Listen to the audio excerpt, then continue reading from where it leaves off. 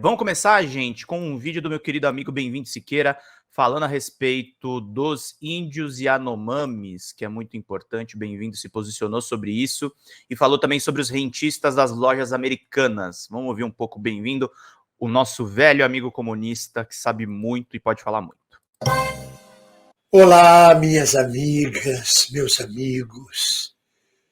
Na luta pela reconstrução nacional, pela transformação do Brasil, alegrias, alegrias e perseverança. Minhas amigas e meus amigos, sexta-feira passada, na live do DCM, como só ia acontecer, eu gosto deste como só ia acontecer, eu continuei com a nossa brincadeira lúdica do jogo do tarô.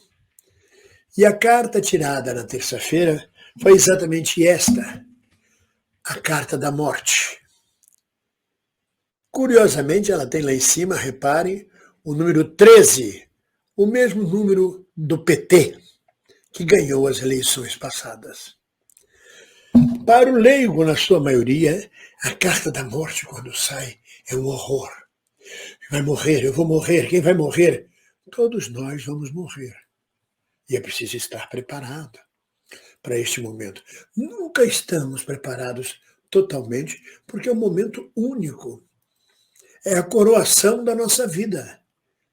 A gente só tem razão de viver porque vai morrer.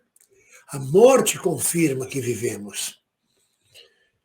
Ela põe um ponto final nesta novela trágica que é a nossa vida. Trágica porque no final todos morrem. Mas a carta da morte, isoladamente, ela significa transformação e não necessariamente morte física. E ela é o número 13. E é exatamente o que está acontecendo no Brasil já nesses primeiros 20 dias de governo do 13. Uma transformação completa de todos os valores a que nós somos submetidos, valores espúrios, estúpidos, ignorantes, intolerantes, atrasados, medievais, a que nós somos expostos nos últimos 4 anos. Aliás, para dizer a verdade, a começar pelo vampiro Temer. São 6 anos, já indo para 7 anos. E aí vem um momento de transformação. Em 20 dias, muita coisa já foi transformada neste país. A gente retoma a construção nacional, retoma o respeito que a República merece ter e os poderes da República. A linguagem, o discurso dos governantes, das autoridades, completamente diversa dos impropérios, da estupidez com que era tratado antes as questões nacionais. Hoje mesmo, ao ler os jornais, eu vejo uma declaração do comando militar, do comandante militar do Sudeste, talvez a maior força terrestre do Exército Brasileiro, dizendo que o resultado das eleições tem que ser respeitado, que isto é democracia e que é assim que a banda toca. É a primeira vez que eu vejo claramente um comandante de força militar vir esclarecer para nós brasileiros a posição, pelo menos, de um grande segmento do Exército Brasileiro. Porque até então era silêncio absoluto ou conivência. Já isto é uma transformação. Que o Exército cumpra com suas funções constitucionais, de defesa da nossa soberania, da nossa Constituição, que sirva ao povo brasileiro como servidores públicos federais que são, mas que deixem de lado o golpismo e respeitem a vontade popular. Só isto já é um passo de grande transformação. Mas maior transformação ainda foi a criação do Ministério dos Povos Originários. Isto já era mais do que necessário há muitos e muitos anos, há quase um século. Desde que Rondon saiu colocando linhas telegráficas por todo o interior do Brasil, ligando a Amazônia com o resto do Brasil, com a capital federal, já devíamos ter pensado nisso. Primeiro veio o Instituto do Índio, depois veio a Fundação do Índio. Agora, o Ministério dos Povos Originários, que em boa hora surge, comandado pela indígena Sônia Guajajara, camarada de luta, companheira, que tem seu lugar de fala. E é estarrecido que nós vemos as fotos de crianças e mães esquálidas, de crianças magérrimas, osso puro, com barrigas imensas, cheias de verminose.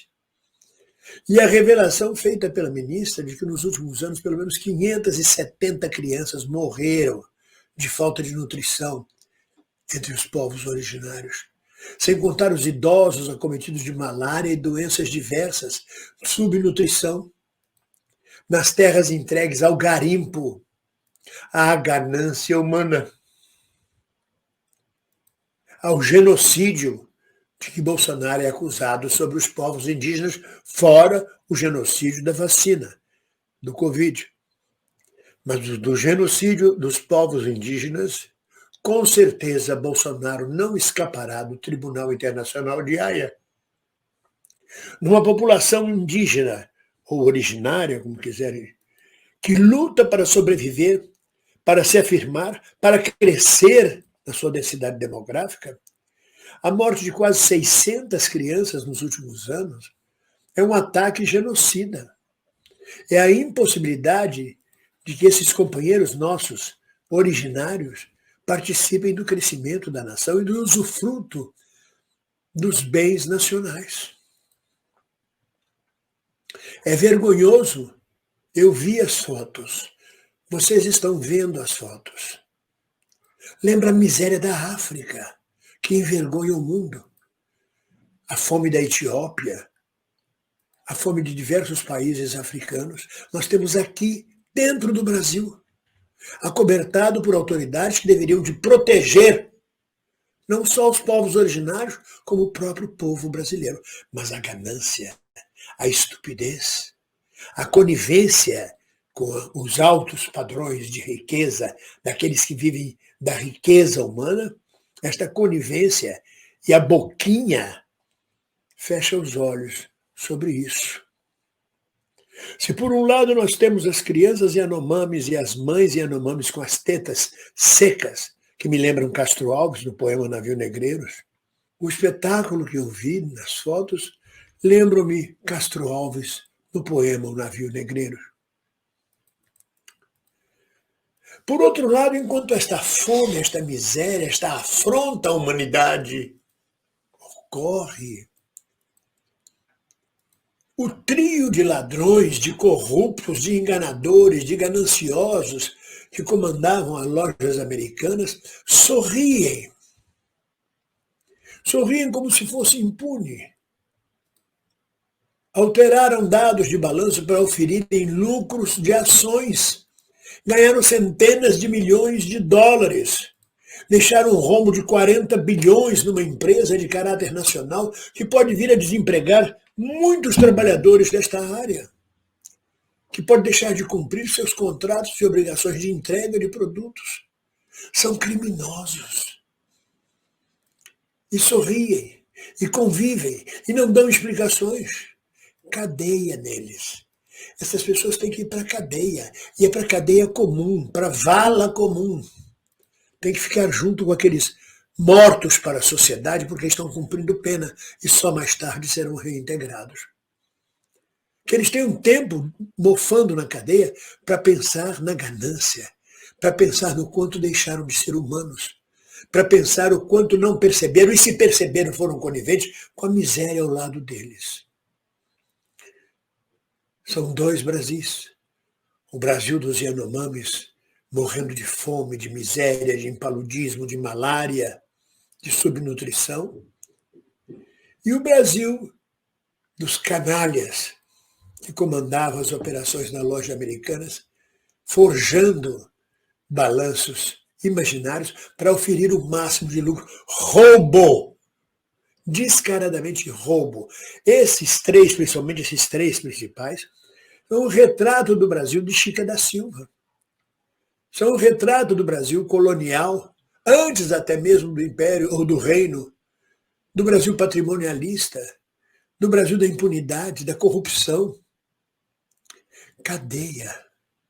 Tem que responder com justiça, com amplo direito de defesa, mas com certeza, depois de serem julgados, o final tem uma só solução para essa gente: cadeia. Porque é um crime contra a humanidade que cometem.